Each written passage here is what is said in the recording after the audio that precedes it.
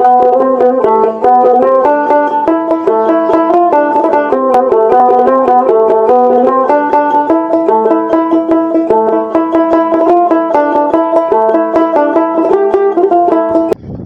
দর্শক, ঘুরতে অনেক ইচ্ছে করে কিন্তু বাজেটের প্রবলেম।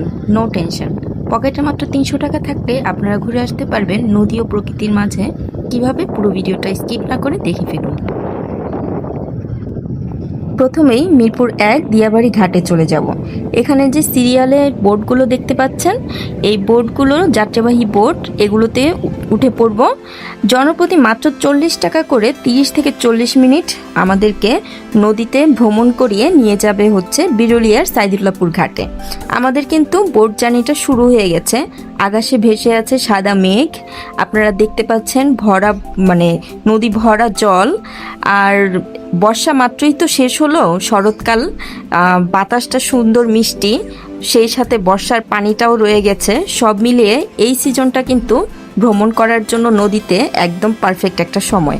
এই দেখুন, সাম্পান নৌকাও দেখে ফেললাম অনেক বছর পর। দেখতে দেখতে বৃষ্টি শুরু হয়ে গেছে।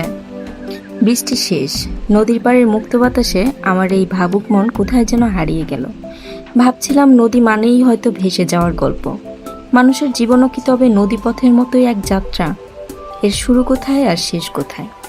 এমন নানান ভাবনা আর বাদাম খেতে খেতে গল্প করতে করতে আমরা কিন্তু প্রায় চলে এসেছি বিরুলিয়ার সাইদুল্লাপুর ঘাটে। এবং এখানে যেখানে আমাদের বোটটা থেমেছে, এখান থেকে নামাটা খুবই মুশকিল ছিল। কচুরিপানায় ভরপুর আর অনেকগুলো বোট হচ্ছে একটা থেকে আরেকটা পেরিয়ে পেরিয়ে আমাদের ঘাটে নামতে হয়েছে। এবং নামার পর আবারও বৃষ্টি শুরু হয়ে গেল প্রিয় দর্শক। তো আমরা আর দেরি না করে তাড়াতাড়ি উঠে পড়বো হচ্ছে অটোতে। দেখুন, মেঠো পথ, গ্রামের রাস্তায় কি সুন্দর মুরগির লড়াই দেখা যাচ্ছে। এটা কিন্তু পুরোই একটা গ্রামের ভাইব দিচ্ছে। ভাইবও বলতে পারেন না, এটা আসলে গ্রাম। দেখুন, কাঁচা রাস্তা, বৃষ্টিতে রাস্তার একদম যাতা অবস্থা, তারপরেও খুব ভালো লাগছে। ওয়েদারটা খুব সুন্দর। আর এরকম ওয়েদারে কিন্তু এই ধরনের জায়গায় ঘুরতে খুবই মজা। রাস্তাগুলো আঁকাবাঁকা, ঝাঁকাতে ঝাঁকাতে আমরা আমাদের গন্তব্যে পৌঁছে গেলাম। আমাদের গন্তব্যটা ছিল মূলত বিরুলিয়ার গোলাপ গ্রামের হচ্ছে একটা প্রজেক্টে। এই প্রজেক্টটা একদম নিরিবিলি। এখানে আমি আমার বান্ধবী গল্প করতে করতে হাঁটছিলাম আর এই নিরিবিলি পরিবেশটা এনজয় করছি। এই পুরো গ্রামের মানুষের প্রধান পেশাই হচ্ছে গোলাপের চাষ। গোলাপ সহ অন্যান্য অনেক ফুলের চাষ করে ওনারা। এখন যদিও সিজন না, তারপরেও এখনো কিন্তু এখানে প্রচুর গোলাপ চাষ হচ্ছে।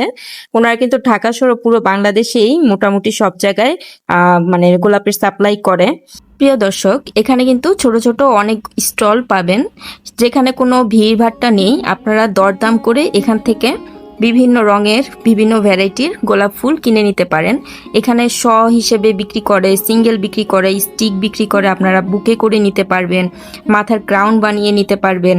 কাউকে গিফট দেওয়ার জন্য কিংবা কাউকে সারপ্রাইজ দেওয়ার জন্য কিন্তু এখান থেকে খুব বাজেট ফ্রেন্ডলি প্রাইসে আপনারা গোলাপ সংরক্ষণ করতে পারবেন। আকাশ মানেই মুক্তি। কবি জীবনানন্দ দাশ বলেছেন, আকাশের নীল যেন স্বপ্নের ভিতর লুকানো এক অনন্ততা। প্রিয় দর্শক, সবুজ প্রকৃতি সবসময়ই জীবনের শান্তি আর প্রশান্তির প্রতীক।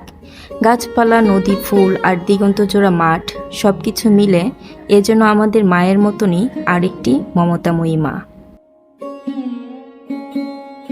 প্রিয় দর্শক, আপনারা খেয়াল করেছেন, এখানে আমরা ছাড়া আর কোনো মানুষ নেই, কোনো ভিড় নেই, কোনো কোলাহল নেই। যারা শহরের যান্ত্রিকতা, শব্দ, দূষণ এসবে একদমই অতিষ্ঠ হয়ে গিয়েছেন, যারা মনটাকে ফ্রেশ করতে চান, তারা অবশ্যই কিছুটা সময় বের করে আপনারা এখানে চলে আসবেন। এবং যাওয়ার সময় অবশ্যই একটা সুন্দর স্মৃতি এবং ফ্রেশ মাইন্ড নিয়ে ফিরে যাবেন। এখানে গ্রামের শান্ত দুপুর, সন্ধ্যা, প্রকৃতি যেন আমাকে বারবার বলছে, ফিরে আসো সরল জীবনে। শহরের মানুষের কর্মব্যস্ততা, স্বার্থপরতা আর জীবনের নানান রকম জটিলতার কোনো কিছুই যেন এই গ্রামকে এখনো ছুঁতে পারেনি। কোনো স্বার্থপরতার ছাপ নেই, আছে শুধু নিঃস্বার্থ প্রকৃতির আনন্দ। এখানকার স্থানীয়দের গাছ থেকে কিছু তাল, তারপর দেশি পেয়ারা, যেটার ভেতরে লাল এবং খুবই সুমিষ্ট, যা মুখের ভেতরে গেলে একদমই মিলিয়ে যায়, এবং কিছু জাম্বুরা কিনে নিয়েছি। আপনাদের ভাগ্য ভালো থাকলে আপনারাও কিন্তু পেয়ে যাবেন, মিস করবেন না। তো পুরো দিনটা কাটিয়ে আমরা শেষ বিকেলে আবার বোটে উঠে পড়েছি। আপনারা এতক্ষণ কিন্তু আমাদের মেঘলা আকাশ দেখেছেন এবং সেই মেঘলা দিনের নদীটা দেখেছেন। এখন দেখবেন রৌদ্রোজ্জ্বল দিন এবং নীল আকাশে নদীর রূপ কিভাবে পরিবর্তন হয়ে গিয়েছে কিছুটা সময় ব্যবধানেই। বোটটা আসলে ছাড়তে একটু কষ্ট হচ্ছিল এখানে, কারণ প্রচুর কচুরিপানায় জড়িয়েছিল। তো অনেক কষ্ট করার পর তারা বোট স্টার্ট করেছে এবং আমরা আবারও রওনা দিলাম। বোটে বসে নদীর বুক চিরে এগিয়ে যাচ্ছি, সাথে কচুরিপানার সবুজ ভেলা, শরতের নরম বাতাস আর আকাশ জুড়ে নীলের সমারোহ। প্রকৃতির এ যেন এক আশ্চর্য কাব্য। নদীর বুকে ঢেউ খেলছে টুপটাপ, যেন কোনো অদৃশ্য সুরে দুলছে জলরাশি।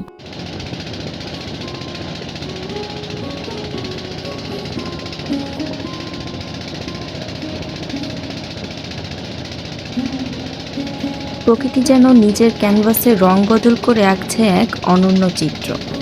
বিকালের আলো ধীরে ধীরে মিলিয়ে গেলে মনে হয় সময়ও যেন থমকে দাঁড়িয়ে আছে নদীর বুকের উপর। নদী কি আকাশ ছুঁয়েছে নাকি আকাশ নদী ছুঁয়েছে তার হিসেব মিলানো মুশকিল।